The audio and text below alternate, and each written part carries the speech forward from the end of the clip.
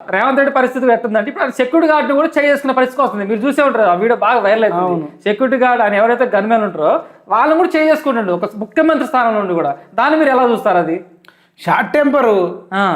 అసలు కనీసం కోపాన్ని కూడా కంట్రోల్ చేసుకుంటారు ఒక ముఖ్యమంత్రిగా. ఆయనకు రక్షణ కల్పించే వ్యక్తులు వాళ్ళు లేకపోతే ఎవడన్నా వచ్చి మీద పడే ఛాన్స్ ఉంటుంది.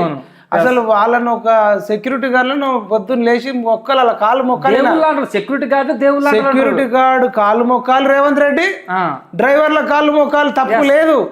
ఎందుకంటే నిన్ను క్షేమంగా తీసుకుపోయేది డ్రైవర్లు, తర్వాత నిన్ను ఎవడు అటాక్ చేయకుండా కాపాడేది సెక్యూరిటీ గార్డ్స్, బాడీ గార్డ్స్, గన్మెన్లు.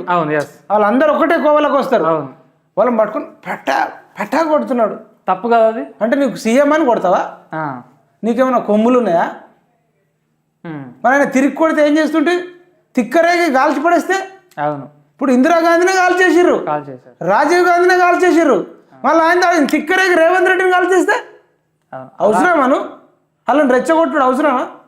ప్రేమ చూసుకోవాలి అలాంటి వాళ్ళని. అందులో కూడా ఉన్న షార్ట్ టెంపర్ ఉంటాడు. అవును, ఉంటారు. షార్ట్ టెంపర్ ఉంటే తిక్కరేగి పట్టుమని కొడితే ఏం చేస్తావు? అవును, ఇప్పుడు నేను నమ్ముకున్న ప్రజలందరూ ఏం కావాలి? 4 కోట్ల మంది ప్రజలు గెలిపించిన ముఖ్యమంత్రి గెలిపించారు కదా. ఆయన ఎవడు గెలిపించిండు? ఆయన లాబింగ్ చేసి తెచ్చుకున్నాడు. కామారెడ్డిలో చిత్తు ఓడిపోయాడు. కేటీఆర్ అదే అంటాను, కేటీఆర్ కామారెడ్డిలో ఓడిపోయాడు. ఓడిపోయినోడికి ముఖ్యమంత్రి ఇస్తాడు ఎవడన్నా?